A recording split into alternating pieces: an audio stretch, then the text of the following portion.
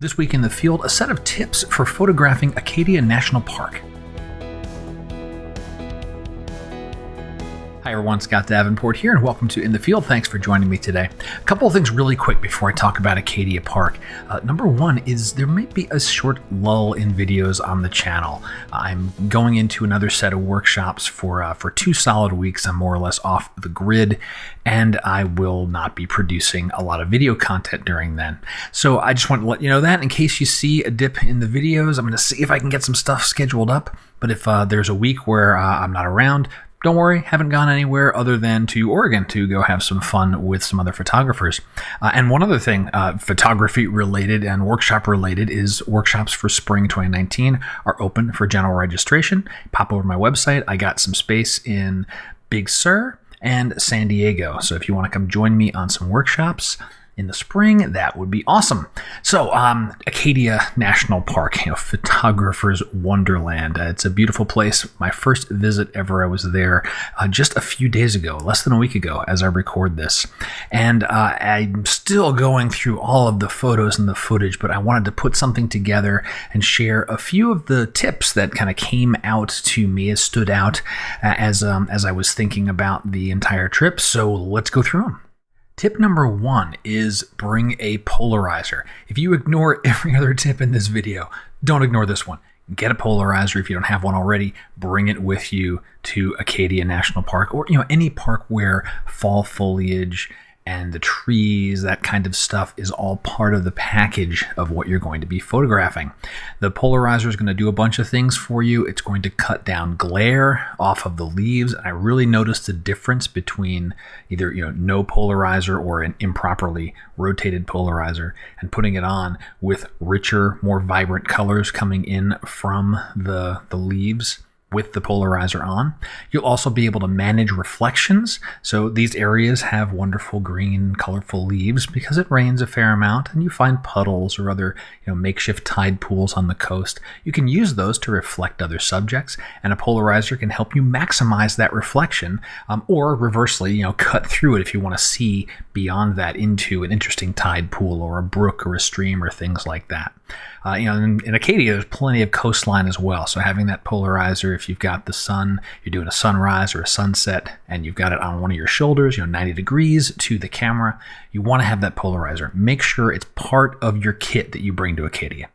Tip number 2 is to get close or fill the frame. And what I mean by that is Acadia is full of really beautiful vistas, sweeping coastlines, and I had to remind myself, as a lover of the wide angle lens, get in close. Either focus in on a detail close to where you're standing, like if you're standing in a brook or a stream, forget about the whole stream. Just find a few interesting rocks, a few interesting leaves, get in tight on those. Or conversely, get your long lens out, reach across some of these valleys and vistas, and just fill the frame with colorful leaves, or a portion of a couple of hillsides where there's interesting intersecting lines. Some distant island, or an interesting little house that's on kind of isolated by itself amongst the greenery. All those kind of things can make interesting photos beyond just the 24 millimeter wide angle photo. You certainly take a bunch of those too, but also fill the frame or get in close on certain subjects.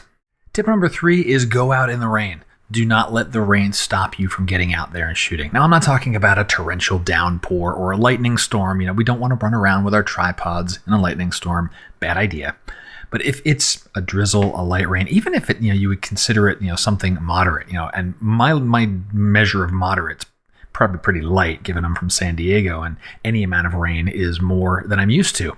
But it does a few things for you. Number 1 is it cleans a lot of the dust out of the air, and you get much clearer views from vistas once the rain breaks. The rain does tend to break periodically. I had a whole day where it just rained on and off, and as long as I said I'm going to keep trudging through here, go make my hike, whatever it might be, I would end up at places, the rain would break, I'd have a beautiful photograph, and I'd move on.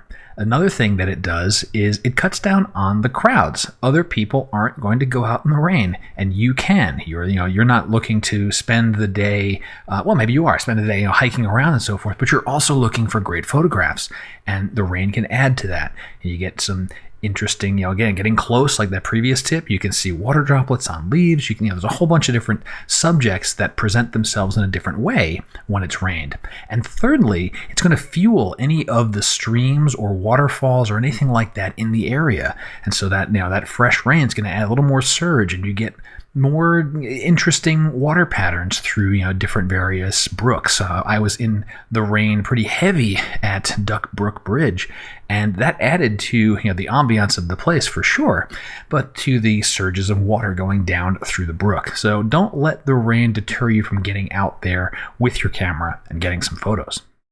Tip number 4 is getting off the beaten path. Now, what I mean by that is not so much that I went to places that had never been photographed before, more so that going beyond just the drive-up locations and getting out on foot a little more. And 2 locations come to mind. First is the entire Schuylkill Peninsula. This is a little separated from the majority of Acadia Park by about an hour's drive. It's a great place for sunset. And if there were 5 other cars out on Schuylkill Point when I was there for sunset, I'm being generous. I virtually had the entire point to myself. There wasn't elbow to elbow photographers or anything like that. Completely open, and it was a great evening. Another example is the carriage roads. There was a section of carriage roads that started at the base of Jordan Pond, which is a very popular place to go.